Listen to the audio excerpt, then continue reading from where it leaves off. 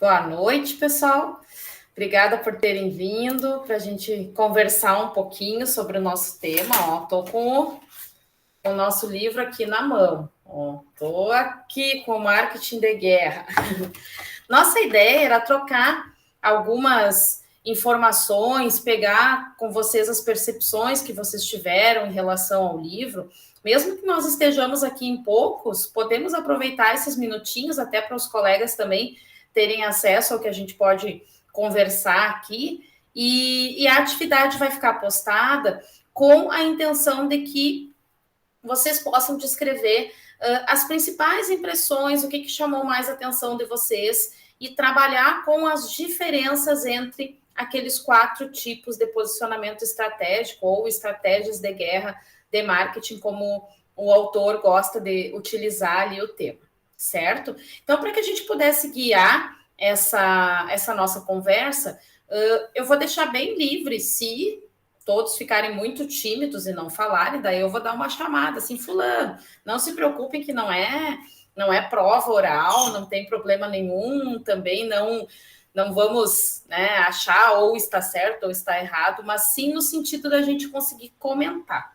Então, a primeira impressão que eu quero de vocês é com relação aos primeiros capítulos, onde ele fala um pouquinho sobre a guerra, a questão dos concorrentes, por que a gente pode considerar que marketing é guerra e como que ele faz essas comparações. Tá? Então, se alguém quiser iniciar falando alguma coisa, outro puxa, a nossa ideia é que realmente possa ser assim, possa ser uma conversa onde um vai trocando a ideia e o outro vai continuando. Então, bem aquele iniciozinho assim que vocês leram. Por que uma guerra? Por que é uma guerra? O que vocês conseguiram enxergar em relação a isso para poder ter motivação de continuar, para entender as principais posições estratégicas? Quem quiser iniciar. Nossa, para variar, vou começar. Eu não sei se é realmente o que eu percebi, mas eu acho que ele quis. O marketing é uma guerra porque ele não é que ele confronta, mas ele mostra hoje em dia no mercado atual, e não só hoje, né, já há alguns anos, o mercado está muito acirrado, está muito, né, competitivo, então ele mostra ali que o marketing é que nem uma guerra, porque tu tem que estar lutando, né, com o mercado competitivo, com as empresas que vêm buscando cada dia mais novas estratégias, novas maneiras e formas de pegar cada vez mais mercados e mais clientes. Eu vejo mais ou menos nisso, ao menos ali no início que eu peguei, não sei se estou certa também. Tá certo, sim, Ju, exatamente. Ele fala uma palavra que me chama muito atenção, vamos ver se mais alguém quer continuar, que é a guerra em função de que existe uma concorrência. Que impressão passou para vocês em relação à concorrência, ou que vocês já ligaram com o que se vive hoje nas organizações? Quem quer continuar?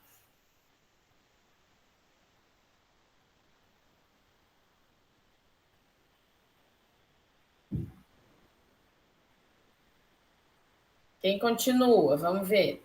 O que chamou a atenção de vocês ali relacionado com a concorrência?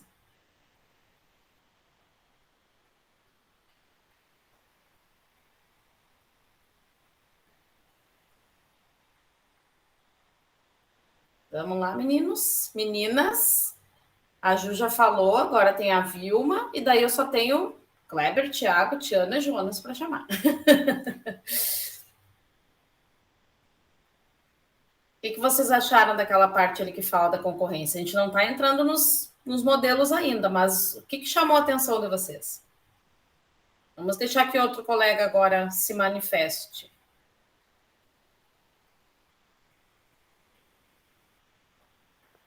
A concorrência, professora, fazendo uma analogia bem rápida com a guerra, a gente pode citar o exemplo da pandemia. As empresas, as instituições, enfim, que não investiram em marketing, elas com certeza ficaram para trás. E na guerra é a mesma coisa.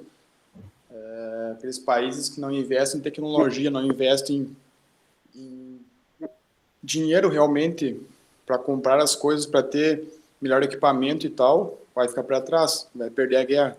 Então, dessa forma, a gente consegue ter uma analogia rápida sobre essa comparação. Exatamente. E ele usa, né, pessoal, o exemplo da guerra. Oi, Leonardo, já estamos conversando aqui um pouquinho. E ele usa a questão do posicionamento da guerra de sempre ter dois lados, né? De um lado tem quem está mais superior, né? Supremacia, como ele coloca ali, e de outro lado a gente tem alguém que está, né?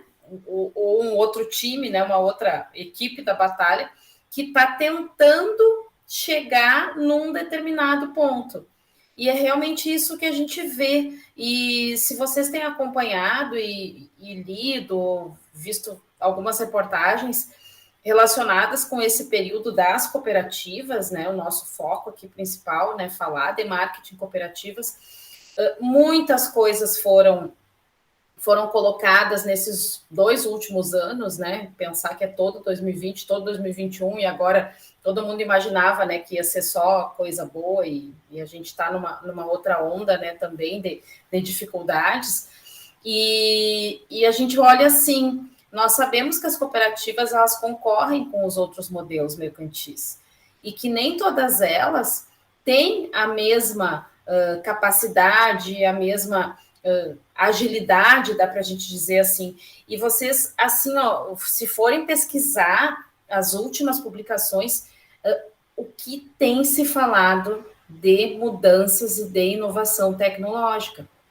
Porque a inovação tecnológica ela não precisa ser muito grande. Ela sendo necessária e podendo acontecer naquele nível mais básico, que a gente tratou aqui tantas vezes, né, em relação aos próprios canais, a venda online, a participação num mesmo mercado mais amplo, tudo isso conta muito. E isso não sai daquela visão que a gente pensaria em relação à guerra. Então, eu destacaria aqui nessa parte inicial, quando ele fala bastante, né, por exemplo, aqui nesse capítulo que ele diz, né, da natureza do campo de batalha, entender onde que a gente está, como que a gente pode se posicionar e olhar para a concorrência. Isso é uma coisa muito importante, por quê? Porque se a gente se imaginar sozinho no mercado, a gente não consegue pensar nesse planejamento de longo prazo, nem mesmo muitas vezes de curto prazo, porque há uma tendência da acomodação, de se fazer sempre da mesma forma. E quando a gente está enxergando, olha como que funciona, vou dar um exemplo bem claro. Tu tem lá um aplicativo, tu tem uma nova forma de utilizar para acessar produtos e serviços. Assim como o teu tem que ser rápido, tu tem que seguir aquilo que o mercado está colocando, e sempre vai ter alguém que vai estar à frente e alguém que vai estar esperando, né, para entrar nessa onda. Fala, Tiana. Aproveitando esse gancho, professora, que a senhora falou que a empresa tem que se colocar no lugar, né, dela, o tamanho dela, enfim, já me adiantando um pouco ali, eu acho que é no item 6, se não me engano, do livro, que retrata sobre o quadrado estratégico, eu acho. E ali tem um exemplo que pode ser enquadrado ali, que fala sobre a American Motors, a Chrysler, a Ford e a General Motors, né? E até diz no livro ali que, por exemplo, a GM é a que mais tem poder, enfim, né? E é a grande empresa, né? E aí cita bem tem uma parte que cita bem os objetivos de cada empresa, digamos assim, né? Para ver a diferença delas. Por exemplo, a General Motors continuar líder de mercado, enfim, né? A Ford seria só para aumentar a participação dela no mercado, né? A Chrysler diz ali que era para sobreviver com os lucros, já seria uma grande vitória, bem assim que fala no texto. E a American Motors, pelo tamanho dela, se não me engano, dizia ali que ela era 1 ou 2% só de participação no mercado, ela tinha que se manter viva, já era uma grande vitória, né? Então, cabe nesse exemplo aí que a senhora estava comentando, que o Jonas falou também, né? Da empresa saber o tamanho dela e qual o objetivo dela, né? Exato. E a gente viu toda essa transformação, exemplo das indústrias, né, que aqui era uma realidade americana dos anos 80, né, final dos anos 80, quando é a edição do livro, e vocês olharem tudo que aconteceu hoje, né, hoje que eu digo a nossa atualidade, por que muitas pequenas e outras nem tão pequenas se uniram?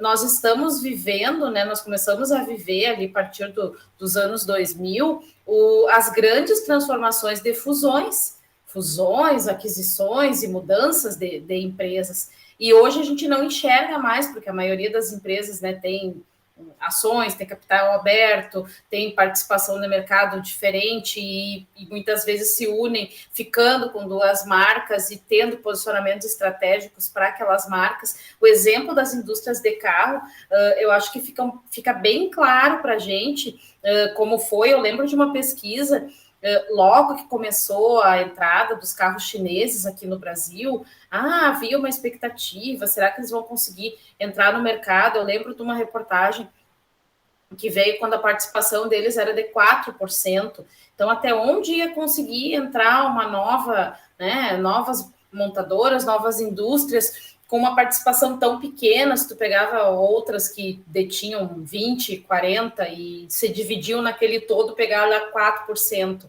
E a gente começar a entender que esse mercado, que eles usaram estratégias específicas e que eles conseguiram entrar nesse mercado, e que hoje há uma concorrência muito grande. Não sei se vocês acompanham pela televisão, a própria novela das 8 ali me chama bastante atenção, porque quase sempre a gente vê aquele início, e tu colocar uma propaganda para ficar todos os dias veiculando no início da novela é um horário super caro, patrocinando, é uma ação caríssima para tu colocar aquele merchandising ali, mas é estratégia usada para tentar mostrar que a marca existe, que a marca está dentro dessa participação. Hoje eu não tenho um panorama assim geral, talvez a gente consiga ali se pesquisar na internet de participação no mercado, mas é uma diferença muito grande do que a gente vê hoje. E empresas que foram adquirindo, marcas que foram adquirindo outras, e que uma ficou para o segmento de luxo, que outra para um segmento industrial, outra para um segmento familiar, e por aí vai. Olá, tudo bem? Tudo. Tudo bem, Jefferson? É um pequeno contratempo com o Moodle. O Moodle nos deixou na mão, e eu fiquei louca de raiva dele, porque eu testei 18h30, estava funcionando bem. Se eu soubesse, naquele minutinho que ele estava funcionando, eu tinha mandado o link para vocês. Mas não se preocupem, não vão ser prejudicados. Depois todo mundo vai poder fazer a atividade. A gente está conversando aqui um pouquinho e vai ficar para os colegas também. Então, perfeito, gente, é isso aí mesmo. E aí, quando a gente faz essa análise, a gente chega na questão depois de tudo que ele fala ali das guerras, da própria questão da concorrência, do quadro estratégico, de entender essas estratégias de como se posicionar, ele vai fazer a divisão entre o posicionamento que cada organização pode ter utilizando aqueles 4 principais modelos. Quais são os modelos ali que começam no capítulo 7, né? Que a gente comentou. Então, quem vai ficar com o posicionamento, né, ou a estratégia defensiva, quem vai ficar com ofensiva, depois flanqueamento e guerrilha. Então, é em cima disso aí mesmo que a gente vai conversar um pouquinho. Quem quer iniciar falando o que entendeu ou quer destacar uma partezinha do princípio da guerra defensiva? Não sei se vocês viram, né? Mas a didática do livro ela é muito boa, porque para que a gente possa fazer um resumo, nós vamos olhando cada um daqueles princípios dentro do modelo, né? Então, por exemplo, qual é o princípio número 1? Fulano de tal. Se alguém quiser seguir por ali ou falar de alguns deles para a gente começar, pode ser por aí para iniciar a nossa conversa. Vamos olhar, então, a defensiva. Por que ele colocou ali, em primeiro lugar, a estratégia defensiva e qual a principal relação de quem está na defensiva frente aos demais concorrentes? O que vocês entenderam? Quem quer iniciar?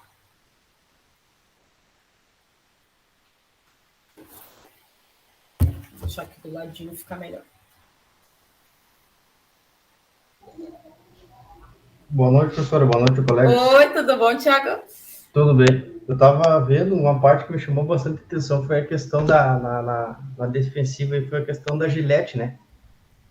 A Gillette lançou primeiro com uma lâmina só, aí começou as outras, a Bic ali, que eu vi que era uma concorrência grande dela, que foi lançar também um barbeador com uma lâmina, daí já vem a Gillette, lança com duas, depois vai indo, lança com três, com quatro, vários tipos, né? Então ela fez mais essa parte defensiva de contra-atacar os produtos das concorrentes, né? A parte que me chamou bastante atenção. Perfeito.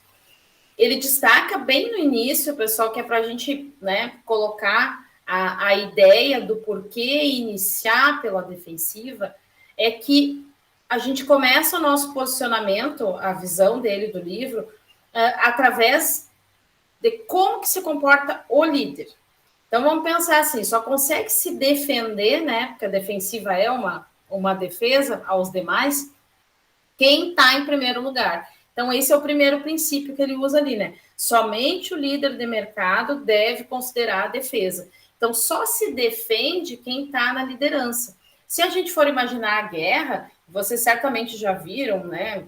Guerras históricas, filmes de guerra. Quem está na frente, quem está na liderança, tem o melhor arsenal, um melhor, né, número de pessoas, de armas, ele vai conseguir se colocar à frente.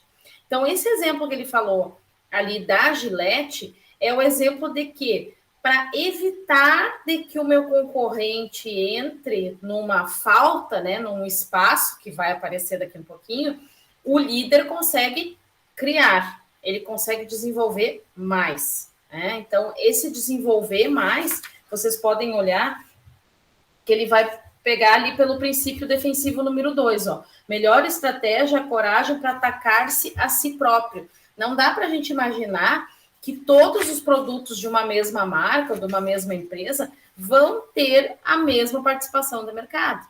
Mas qual é a ideia? Não é ali, quando muda, né, na questão do líder, conseguir ocupar maior espaço dentro daquele mercado e ter a prioridade de desenvolver novas mudanças ou as próprias inovações tecnológicas. Hoje a gente pensar muito, né, na tecnologia, mas imaginar isso como uma grande questão de que, ó, eu estou à frente. Então, hoje não é tão fácil, vamos dizer assim, né, pessoal, da gente imaginar todas as empresas que estão à frente, porque são muitas e os segmentos são maiores. A gente nota assim que eu posso ser líder de mercado com um produto ou com uma inovação e não com outra, então se torna, né, muito mais difícil da gente conseguir colocar essa posição.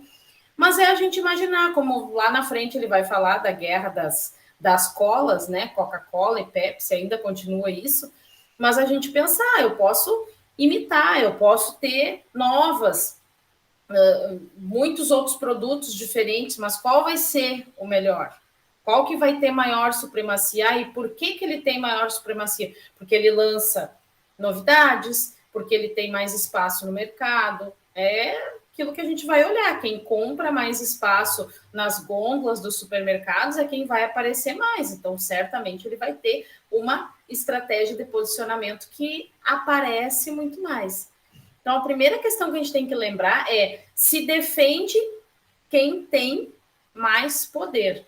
Então, ele reforça que a defensiva vai acontecer pelo líder, certo? E exatamente o que o Thiago falou ali. Ele pode, enquanto líder, ir criando diferenciais para ele próprio. Ó, ele vai buscar o mercado, vai tentar encontrar esse mercado das mais diversas formas para ser uma estratégia de evitar que o próximo ocupe aquele lugarzinho, né? O que mais que chamou a atenção de vocês, além desse exemplo?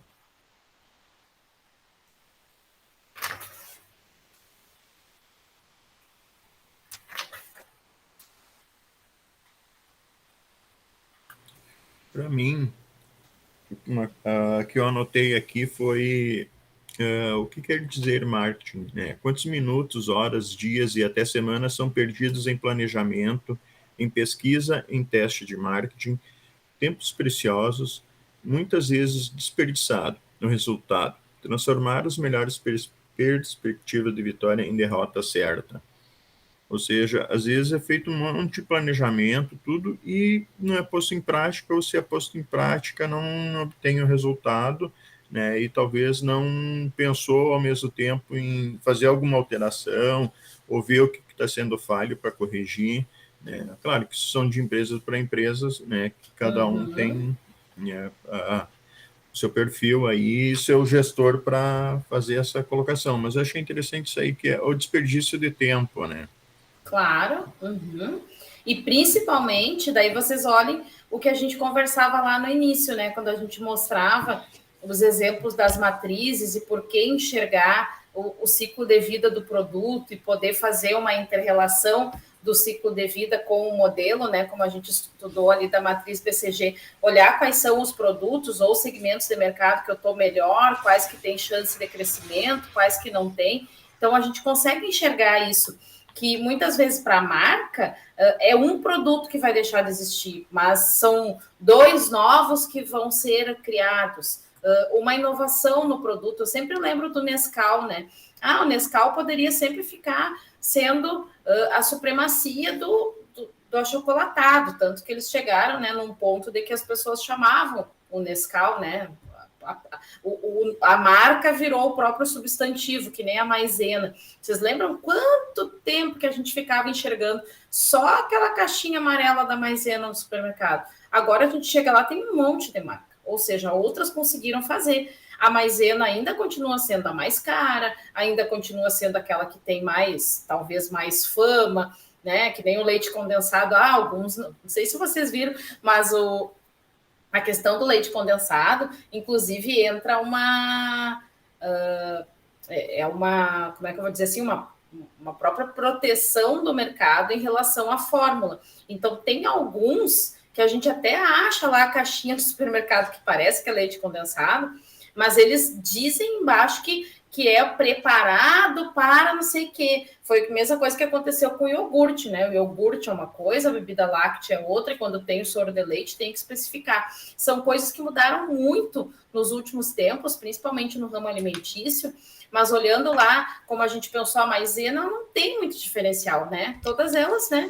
As concorrentes que vão fazer o amido do milho vão fazer da mesma forma. O Nescau, né? A empresa pode pensar assim, meu Deus, eu tenho que entrar agora para o mercado de light, porque como é que, né, um monte de gente não está consumindo açúcar, é baixa caloria, não sei o que. Eles criaram um light, eles criaram um mais forte, mais escuro, mais não sei o que, e assim eles vão, não deixou de existir, né? Não deixou de existir, mesmo sabendo que existe uma grande concorrência com outras marcas que estão tentando fazer o mesmo produto, mas que talvez não consigam, né, chegar a mesma posição de liderança por causa da qualidade, por causa de várias outras coisas que não se equiparam. Outro exemplo interessante foi o do Bombril, né? Não sei se vocês lembram ali, mas o Bombril investia muito em propaganda, principalmente a propaganda na TV, né? Que era aquele foco para a dona de casa que ficava na frente da televisão. Claro, não tinha outra forma da dona de casa enxergar, né? Então, claro que ia ser pela TV, né? O rádio um pouco menos e para outros, né? Talvez outros apelos. Mas a gente começa a olhar a grande sacada que a concorrência teve quando criou a Solan, e aparecia em tudo que era reportagem sobre, né, essa guerra do marketing entre as duas marcas, porque eles chegaram num momento onde a Bombril não conseguiu se manter no mesmo posicionamento em relação à propaganda. E daí, foi bem naquele período, eles, né, demitiram aquele cara, ele saiu, e depois de muito tempo ele voltou como uma forma de recuperação da marca, né, quando juntaram ele com outros, o Carequinha, aquele, junto com outros famosos, lembram que tinha até com Gianecchini, com a Ivete Sangalo, mas o cara da Solan, ele foi espertíssimo, aquele cara era o dono da Arisco, né, ele saiu da Arisco e quis montar uma empresa nova, e ele foi parar exatamente naquele bendito, né, produto que tinha o slogan de 1001 utilidades, de que servia para muitas coisas, e a gente para pensar assim, olha a evolução, né, de produtos que a gente quase não usa mais, porque hoje tu já tem outros tipos de panela, outro tipo de produto na tua cozinha e tal, mas para aquele momento ele teve uma sacada muito grande, investiu horrores, porque botou, né, propaganda, botou jingle, botou gente famosa, né, cantando, fazendo música e tal, para chamar a atenção e dizer que não existia só Bombril. E eu até hoje, se eu vou fazer minha listinha, seja à mão, seja a listinha que a gente faz às vezes no celular para levar no supermercado, eu vou escrever Bombril.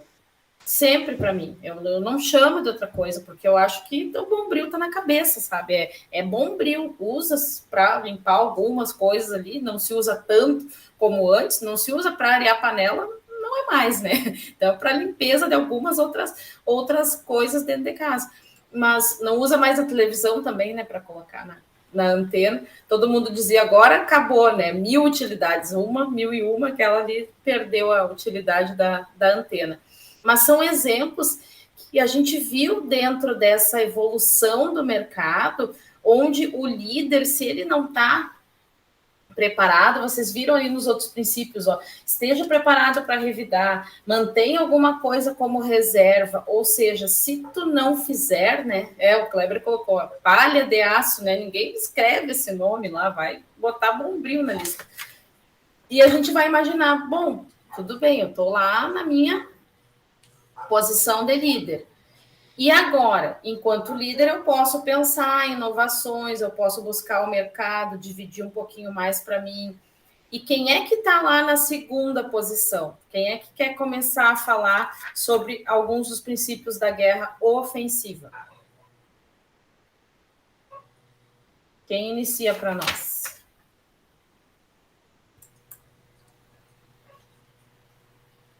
Por onde se começa a análise, ó? O princípio ofensivo número 1.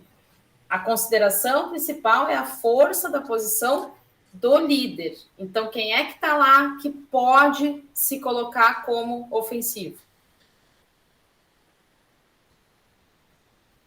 Quem é esse cara aí?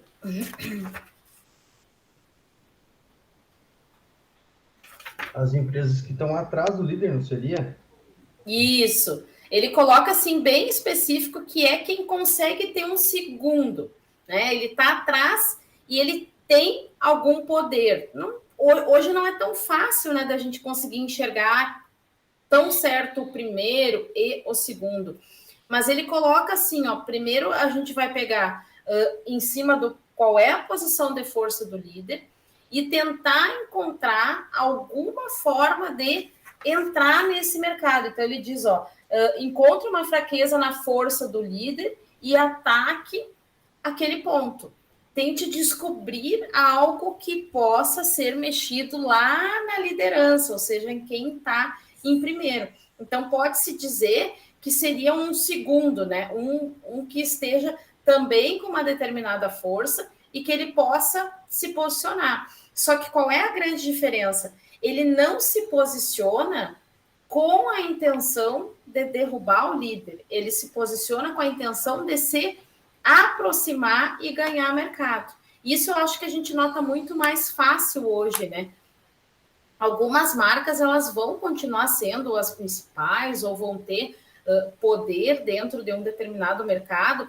Outras vão chegar mais perto, elas vão se aproximar, mas elas não vão conseguir ocupar um espaço tão grande, porque às vezes a grande diferencial é em relação à participação do mercado, em relação à supremacia relacionada ao produto ou serviço, né? O meu produto é o melhor, o meu produto é o principal.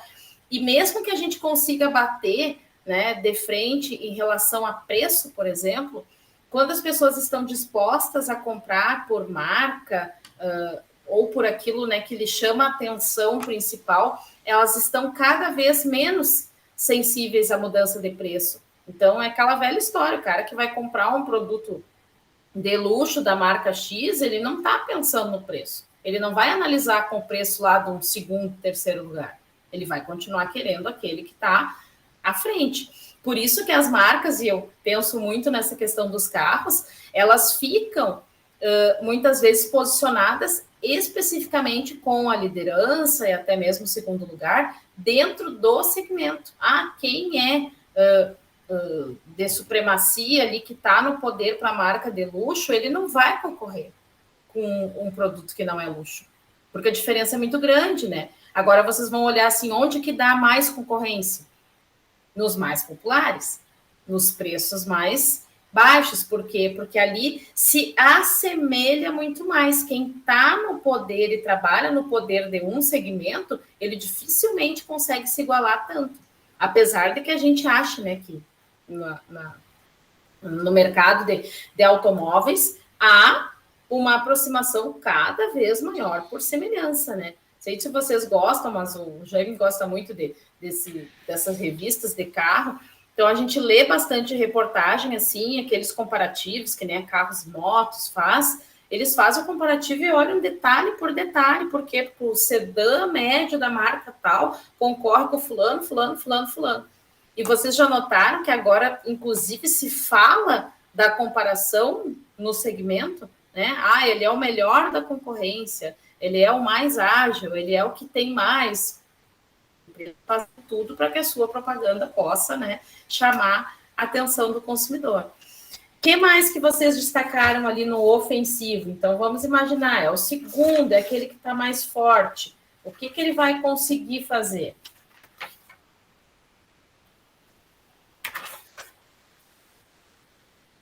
O que mais chamou a atenção de vocês?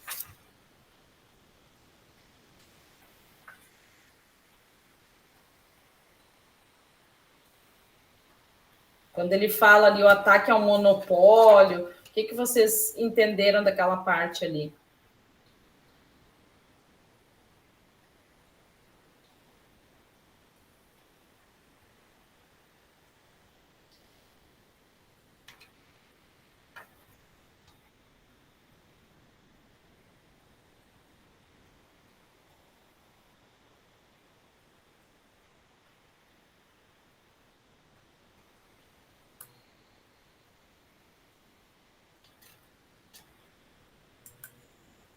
Eu acho bem legal uma parte aqui, deixa eu ver se vocês pensaram nisso aqui, ó. Atacar tal fera, né, que ele fala quando tu tenta atacar o primeiro, com sucesso, solicita uma estratégia bem pensada. Então, a gente fica imaginando, eu li várias vezes, assim, imaginando como fazer para se posicionar frente ao meu, né, inimigo. É isso aí mesmo. É uma batalha de inimigos. Daí a gente fica imaginando, até mesmo lá na selva, né, que se salva aquele que é maior, né, o maior mata o menor para conseguir se alimentar e tal, e é mais ou menos isso. Só que o destaque é bem interessante para ser muito bem pensado, porque às vezes tu tentar entrar com uma mudança ou com uma inovação frente a uma concorrência que já é muito forte, tu pode também estar dando, como a gente diz, um tiro no pé, né? Tô tentando, tô gastando um monte, mas eu não consegui o resultado que eu precisava. Então, muitas vezes, o que as empresas fazem é tentar, dentro daquilo ali que elas vão buscar em se aproximar, e que não é, né, roubar a posição do líder, e sim conseguir chegar cada vez mais perto, ou, né, de uma forma que ela possa concorrer mais diretamente, mas buscando diferencial. Isso é uma das coisas essenciais, como que eu vou entrar naquilo ali, mas que eu possa fazer de uma forma diferente. E isso, vocês vejam, assim, que no mercado que a gente está vivendo hoje, de muita concorrência e de muitos negócios pequenos, que, né, são poucos os grandes, e os grandes já têm aquele seu poder, mas quantos pequenos estão concorrendo entre si, dentro dessa posição, mesmo sendo de pequeno, de que maneira a gente consegue fazer isso, né?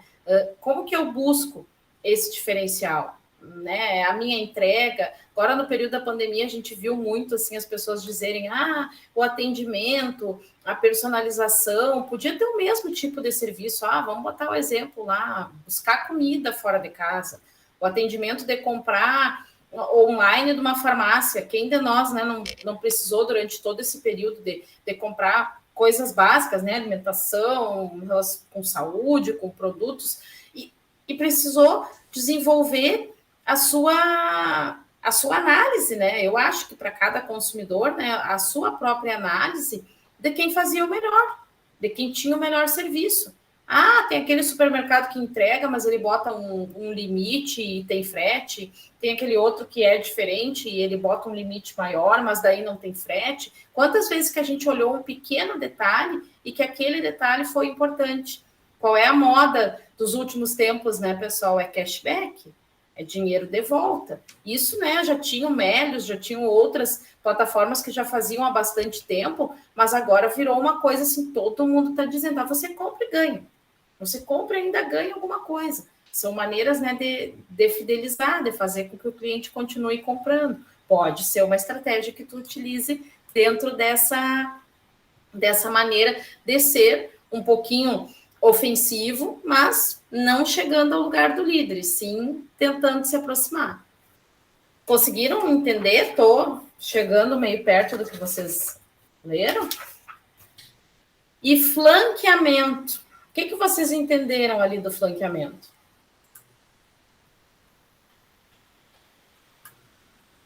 Quem é que pode entrar com uma estratégia de flanqueamento?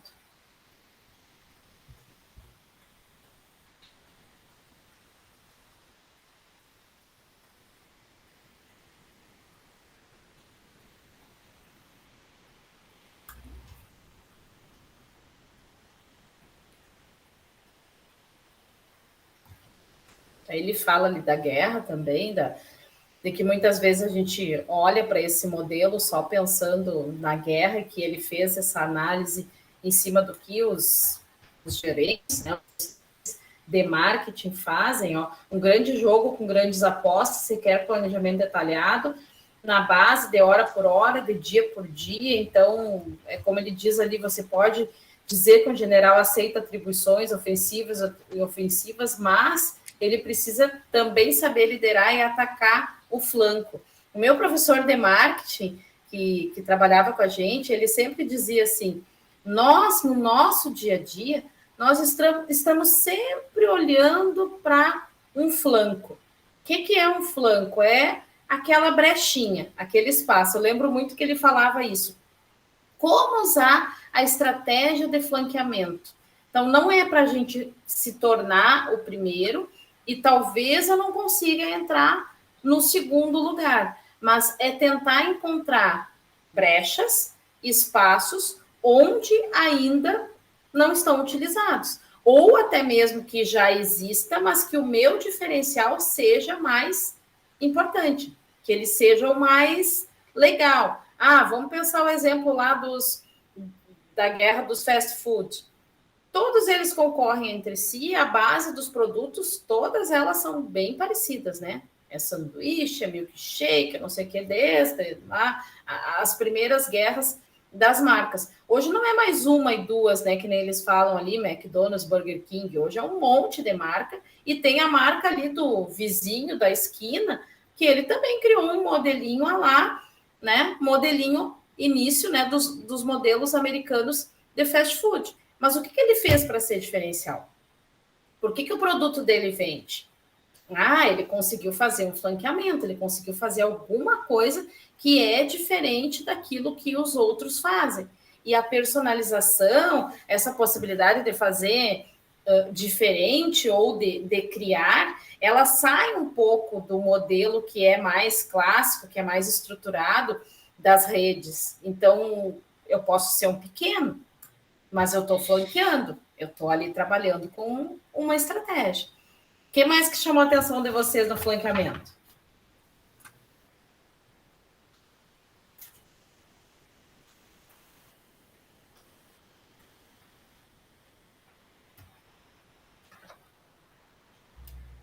Que tipos de flanqueamento a gente pode fazer? Ele dá vários exemplos ali. Quais que vocês conseguiram enxergar ou que vocês visualizaram alguma coisa do dia a dia?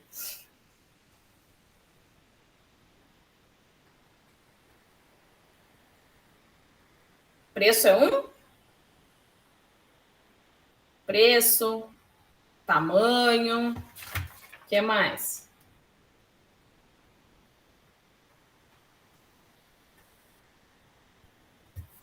Eu focaria, pessoal, anotem ali, ó. Página 75. Eu acho que, se a gente for analisar hoje, e principalmente as pequenas, como a gente fala, né, que não vão conseguir se tornar grandes empresas, mas que estão buscando o mercado, a partir do período ali da pandemia, a gente pode dizer, ó, que o flanqueamento, através do modelo de distribuição, ele se tornou uma grande essência. Ou seja, ver o que os outros não estão fazendo e entrar naquela forma. Ele até usa o termo aqui, ó. Algumas vezes você pode flanquear concorrentes fortemente entrincheirados, abrindo um novo canal de distribuição. Então, e aqui ele fala, né, de um exemplo, ó, usando que a Timex usou as drugstores e outros modelos de empresas de distribuição um pouquinho diferentes. A gente pode olhar para esses modelos integrados, de que muitos pequenos em determinados locais talvez não tivessem um grande posicionamento, mas como a gente nota das próprias empresas de conveniência, esses modelos de posto de gasolina, o quanto eles conseguiram buscar mercado por estarem num determinado modelo, né? Já virou quase que uma moda, a gente sabe o que tem na loja de conveniência que tem ali junto ao posto de gasolina, e até o estudo desse modelo, segundo as literaturas de marketing, era para atender um público que pudesse ser 24 horas, né? Muitas organizações não conseguem, exatamente porque tem toda a questão de segurança, de custo, mas a ideia era realmente ser algo conveniente, né? Algo bom que estivesse ali a serviço de qualquer consumidor, mas que pudesse funcionar num horário onde outros serviços não funcionam. E hoje a gente pega o quê? O grande exemplo do online, né? Que o online ele pode funcionar a qualquer tempo, a qualquer, né, local onde a gente estiver, e eu vou ter esse acesso e eu vou conseguir chegar, né, no resultado de adquirir uma determinada compra. Então, esse modelo é para a gente pensar em várias formas de flanquear, ou seja, olhar uma partezinha ali, uma forma de brecha, né? Usar o termo que nem meu professor gostava de dizer, uma brecha, e entrar ali. Ó, eu tenho que me diferenciar em algum ponto. E ali ele usa todas as formas possíveis de fazer. O que mais que chamou a atenção de vocês? O que vocês acham que dá para exemplificar também com flanqueamento? Pensaram em algum outro modelo?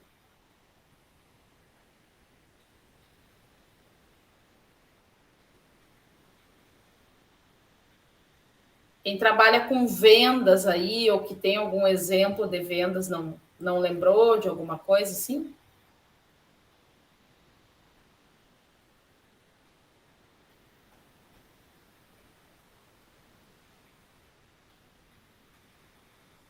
Muitas empresas até vendem, né? Distribuem o próprio mesmo produto similar. Mas a maneira como se faz essa venda, como se busca as organizações, ela pode ser um grande diferencial. Então, uma coisa que eu enxergo muito olhando sobre isso é empresas que trabalham com representantes comerciais. Não sei como que vocês veem isso, mas, por exemplo, esses distribuidores de medicamentos, quem representa medicamentos, eles acabam tendo que usar estratégias, e pode tanto ser de flanqueamento como de guerrilha, né? De guerrilha, aquela que é tudo, né? Vale tudo para que eu consiga me posicionar. Porque pensem bem, se vocês não deixam o medicamento lá no consultório, não dizem que aquele medicamento, que legal, ele é uma inovação, ou isso, ou aquilo, ou aquele mais vendido, ele não vai ser vendido, ele não vai conseguir chegar. E olha a concorrência para o mundo que a gente está. E aqui, nesse exemplo do livro, não existiam, né, os modelos, né, e as aprovações, como a gente sabe, que funciona, dos genéricos, de todas as legislações mais modernas, e era uma guerra entre dois, né? E aqui fala muitas vezes das guerras dos remédios, mas a gente pode ver também o quanto hoje precisa encontrar uma brecha para que o meu produto seja mostrado, né, e que ele possa buscar mercado. Fala, Tiano.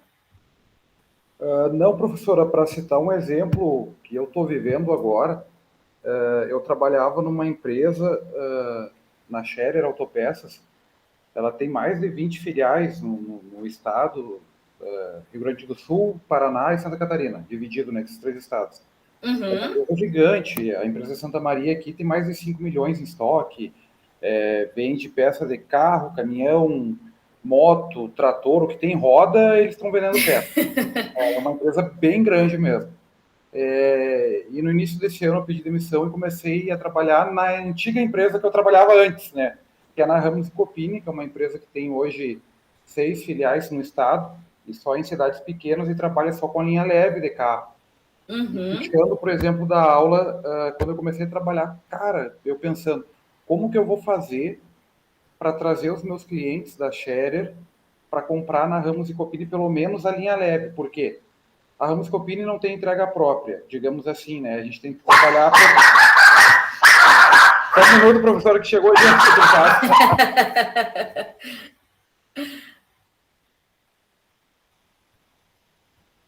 Deu uma interferência de mercado aqui.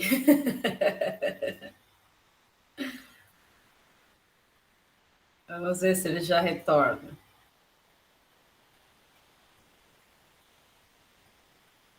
O bom é assim, né? Que ao vivo tem de tudo. Agora eu vou terminar o raciocínio. Joia! Prendi o Guaipeca.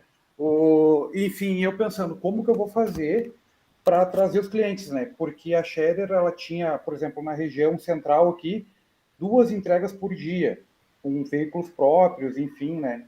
Então, e a empresa que eu estou hoje, ela é pequena, ela não tem esse suporte logístico, né? A gente trabalha com rodoviária e com transportadores. Então, a gente começa a tentar pensar o que vai fazer, né? Uma empresa pequena, a gente não é tão...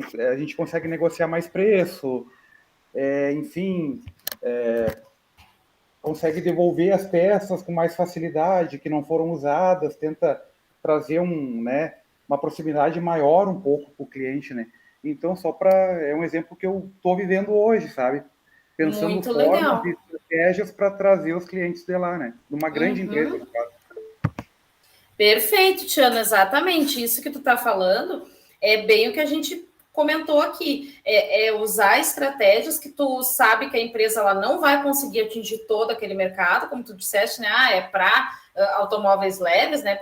Para leves, mas ele está dentro daquela estratégia, ali dentro daquele mercado, dentro do que ele encontrou como uma brecha, né? Como uma forma de flanquear, tentando fazer o melhor para se manter frente à concorrência ou até mesmo, né, conseguir concorrer de igual para igual.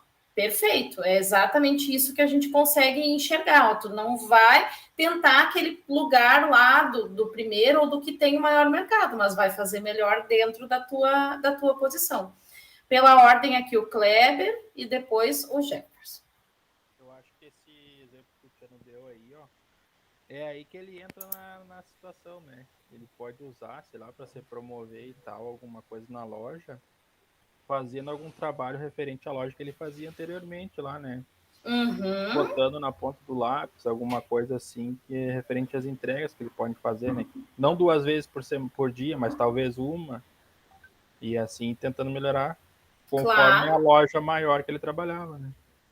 E uma coisa interessante que a gente já falou aqui, que faz muito tempo que já entra, né, como uma grande tendência do marketing, é essa proximidade.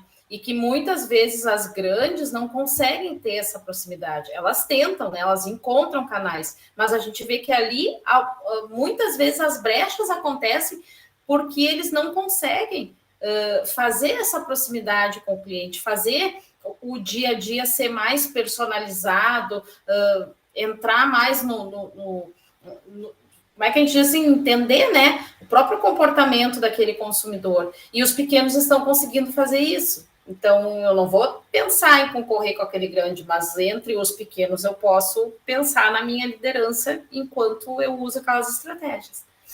Jefferson? A respeito de flanqueamento, eu estava lendo dias atrás uma reportagem de uma cervejaria artesanal, tá? Eles eram aqui do Rio Grande do Sul e acharam que não ia dar certo. Eles aí acabaram, acho que foi indo para o Paraná, São Paulo, Rio de Janeiro, alguma coisa assim. E digamos que hoje eles, assim, não devíamos ter saído do Rio Grande do Sul, né? E eles estão voltando para o Rio Grande do Sul. Eles deviam ter se posicionado melhor, ter talvez investido em propaganda ou, digamos, manter os clientes que eles tivessem, né? E cativar os novos. Né? E é uma coisa tipo que nem falaram, se arrependendo de ter saído porque deixaram uma brecha para os concorrentes. Né? Então agora eles vão ter que fazer um trabalho reforçado para recuperar, né, resgatar os clientes deles. Né? E eles têm um produto muito bom. Eu não cheguei a consumir, mas é relatório de outras.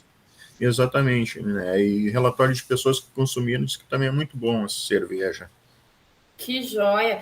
E olha o que acontece, né? Muitas vezes o buscar mercado, tentar expandir muito de uma forma, né, muito talvez até planejada, mas que não foi, né, o esperado, pode ser uma coisa ruim. Então, ao mesmo tempo que a gente pensa, buscar mais mercado é também pensar numa nova liderança, nem sempre significa que isso vai acontecer, né? E daí esse retroceder é porque realmente pensou que estava dando um passo grande demais e era melhor se posicionar aqui.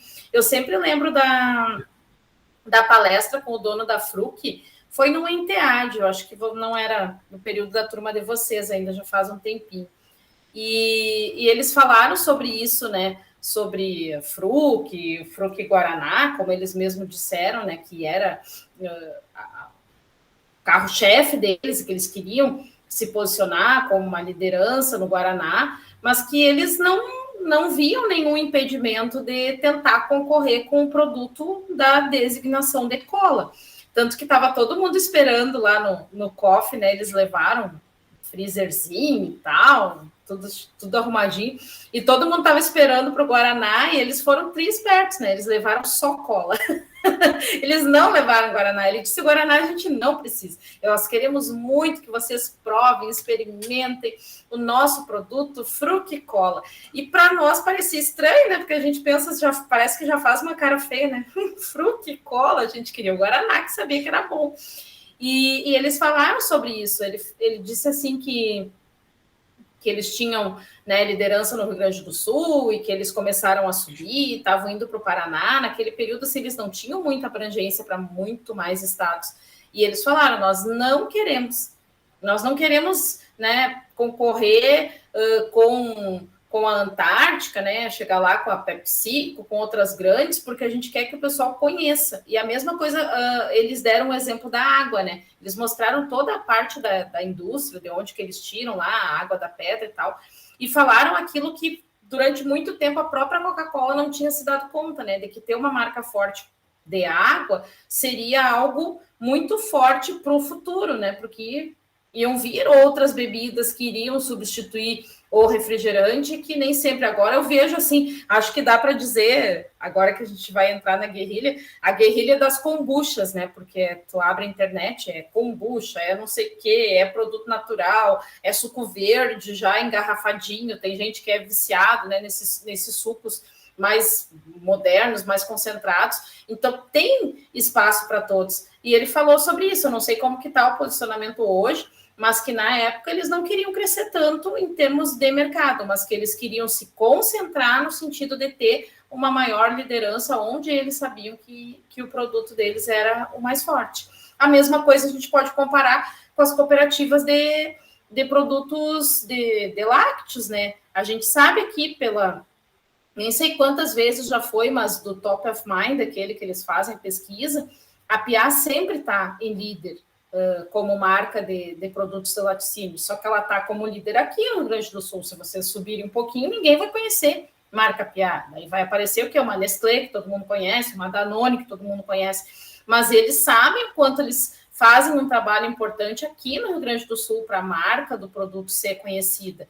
Então, isso também é legal da gente pensar. Eu entro exatamente numa brecha onde outros concorrentes não fazem, que talvez seja a própria sensibilização, e eu acho que a Piar é um exemplo bem legal da própria sensibilização enquanto produto de cooperativa, de produtores. Eles têm uma segmentação bem interessante, né? Uma diversificação na linha de produtos. Eles entraram agora, né, faz pouco tempo, com toda uma linha de zero lactose, que eles falam que é uma linha muito cara para produção, mas que eles não podiam ficar de fora, porque, né, senão ia ser o quê? Uma brecha que ia ficar aberta para os outros concorrentes poderem entrar e eles não conseguirem. Então, isso é um exemplo bem interessante, né, da gente pensar. Fecha bem com o que a gente está dizendo. E a guerrilha? O que vocês entenderam em relação à guerrilha?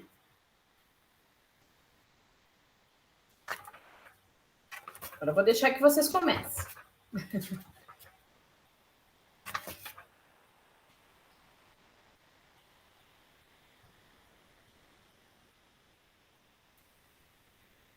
Quem são os mais propensos a criar guerrilhas? Grandes ou pequenos?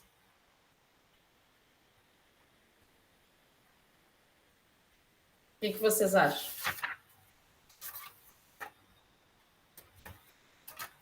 Grandes. Grandes?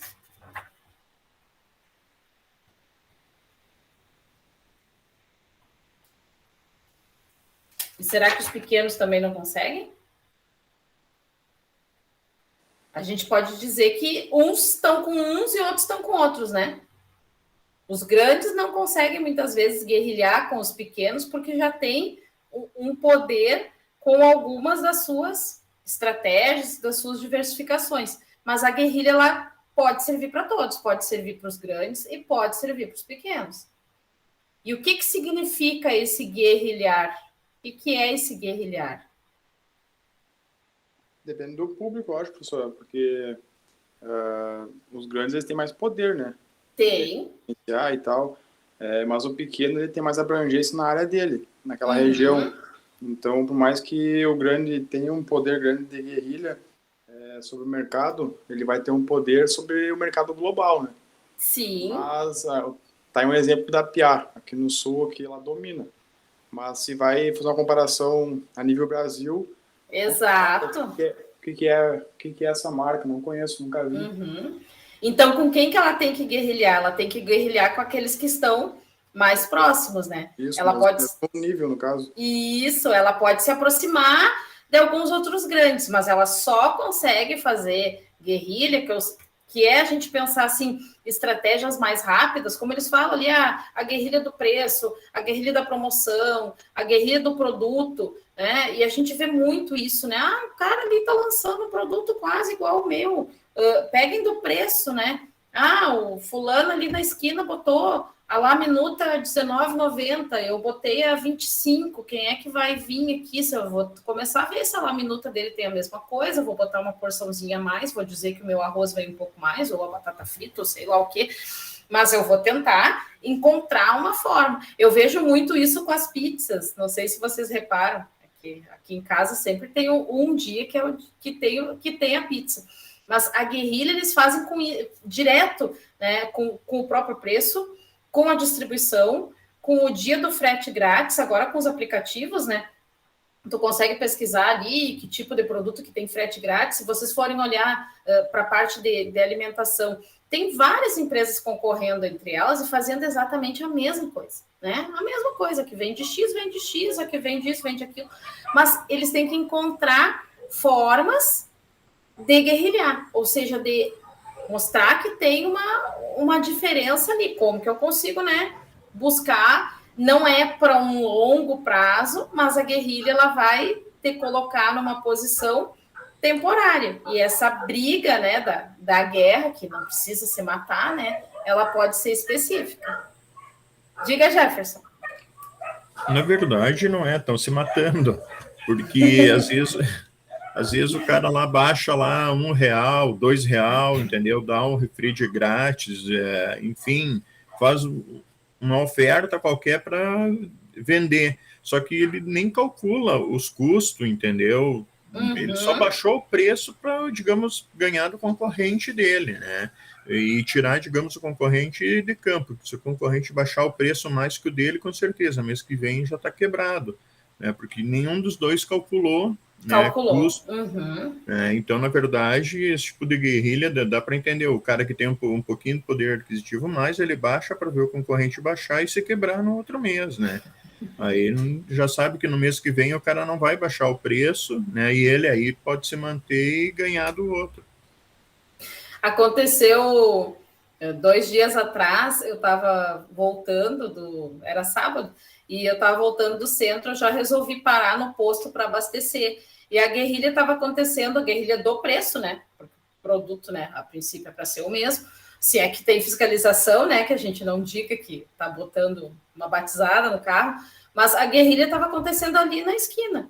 Eu estava exatamente na esquina onde tem 2 postos de gasolina e a diferença estava em 10 centavos. Então, a gente para assim para olhar, é o mesmo produto, né? Porque na gasolina tem muito cartel, né? Tem muita padronizaçãozinha. Mas nesse preço que está agora, e ontem, olhando assim, que eu peguei a faixa nova, olhando, tá dando umas diferenças bem grandes, às vezes 12 centavos, até mais que isso, porque a gente fica imaginando, né? Alguns ficaram com estoque, eles estão botando o preço, né, por causa que ainda tinha o estoque, o outro lá não botou, o outro não muda, porque já diz que tem os clientes fiéis, mas essa guerrilha pequenininha ali do preço que a gente vai pensar, o produto é o mesmo, ela acontece ali, né? De esquina com esquina, um posto de gasolina de frente para o outro, e a gente olhar a diferença do preço. Um está ganhando, o outro está perdendo, um está, né, vendendo mais, o outro não está, cada um dentro do seu planejamento. Ou não, né? Ou não conseguiu planejar bem. Jonas. Não, só para seguir nesse raciocínio, um exemplo que às vezes a gente não está por conta, mas é bem fácil de enxergar isso, para quem usa o iFood, por exemplo. Um exemplo bem claro do aplicativo. Tem vezes que tem lanche ali, por exemplo, com frete, mesmo com frete, tipo, por R$2. Ou então, sei lá, R$1,99 ou 99 centavos e paga só o frete. Daí as pessoas vão e compram, como que isso aqui não paga nem o custo de produção e tal. Só que, geralmente, se a gente for olhar, quem está fazendo isso são empresas maiores, e isso, de qualquer forma, é uma estratégia de marketing, porque quem usa o iFood sabe que uma vez que tu compra ali numa empresa, numa loja ali, já fica ali como os favoritos, ou sobe fica no topo da tela. Então, vai ser a tua lembrança, né? Já salta. Toda vez que entrar no aplicativo já salta aos olhos. Então, pode ser que a pessoa que está vendendo lá não ganhou o que produziu, não ganhou. Mas quanto que ela investiu em marketing só de colocar esse produto por menos do que ele custa um dia, por exemplo, no mês. Então, é um exemplo que é bem fácil de enxergar. Exato. Um exemplo bem fácil mesmo. O que mais, pessoal? O que vocês acham que tem mais hoje em dia? O que vocês enxergaram ali do livro que vocês podem dizer? Será que são as próprias guerrilhas? Ou vocês enxergaram bastante essa questão do líder? O que mais chamou a atenção de vocês? Depois vai ter uma perguntinha lá na atividade, mas para a gente ir encerrando a nossa discussão. Conseguiram enxergar esses exemplos, apesar dos modelos, né, que aparecem aqui, dos exemplos mesmo das empresas, e alguns modelos utilizados não serem mais do nosso dia a dia, mas eu aconselho vocês, como o livro ele é bem bom de ler, eu acho, pelo menos assim, que ele é bem fácil da interpretação dele, a partir dessa parte aqui das estratégias, que vocês devem dar uma lidinha para imaginar o que está acontecendo hoje e pensar o que refletia lá no final dos anos 80 em relação a essas guerras, as principais guerras. Eu acho muito jóia essa última parte ali, quando ele fala da guerra das colas, da guerra dos sanduíches, de como que acontecia, inclusive dos remédios, né? A gente pensar essa mudança, né? Olha, hoje tem várias marcas de medicamentos, e a gente pode escolher e ver qual que é mais barata, qual que é mais acessível, qual que tem mais diferencial, e aí por diante, né? É muita diferença do que a gente vê hoje para o mercado, esses posicionamentos que aparecem aqui. Então, as mesmas, elas continuam acontecendo. Acharam legal? Vocês acharam que valeu a pena a gente conseguir discutir um pouquinho? Sim? Com certeza, professor. Porque a nossa proposta é assim, ó, agora vai ficar a atividade, ela já estava postada ali para abrir às 20, possivelmente, não testei, mas acho que talvez o Moodle nem retorne hoje, mas se vocês conseguirem, pelo menos para dar uma olhada. Eu testei alguns minutos e não voltou. Que legal, né? Daí eles dão um aviso que amanhã, às 12 horas, ele vai sair do ar de novo até as 18h30. Então, vocês já imaginam, né? O que esse povo do CPD está fazendo aí com essa manutenção? Isso que estava assim, ó, estavam propagandeando para a gente que os portais estavam ótimos, que tinham passado por uma boa de uma revisão agora no recesso. Eu não sei o que aconteceu. E a gente estava, né, bem tranquilo aqui. Pela informação que eu tenho aqui, o portal não é o portal, é lá no CPD, queimou um switch, alguma coisa assim, alguma parte no computador lá. É, mas eles tinham programado, né, que ia ser só hoje uma mudança e depois. É, mas pelo que o pessoal está falando aqui, vai amanhã também, provavelmente vai sofrer essa. E a gente estava sem internet lá no Poli também, agora está tendo uma palestra, se vocês ainda conseguirem pegar um pedacinho, não sei se terminou, até o Jaime está lá na outra sala fazendo a mediação da palestra, que a gente ainda está fechando a comemoração agora em janeiro dos 60 anos do colégio. Então, convido vocês acho que é na quarta-feira, olhem nas redes sociais, eu cuido direto ali pelo Instagram, mas vai ter a abertura e a premiação daquelas cartas ao Poli e outros concursos literários que eles fizeram, é bem interessante, porque a gente já está indo para a terceira idade, ou como gosto de dizer aí, o colégio está indo para a melhor idade. Nada do Moodle? Então tá, então vamos desopilar com o Moodle. Podemos fazer, então, o nosso encerramento? Tranquilo? Vocês têm alguma dúvida?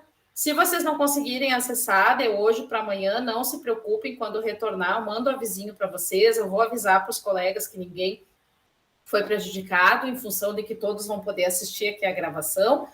E daí a atividade eu coloco um pouquinho mais algum prazo ali para vocês. Não se preocupem.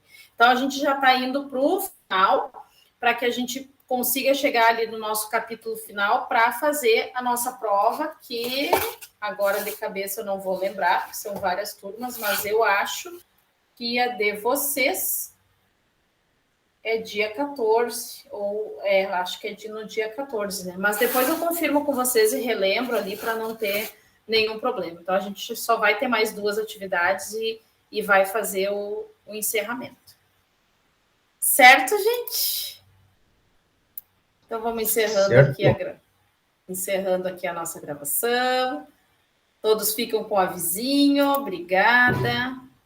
Então, se vocês tiverem alguma dúvida, vocês contatem.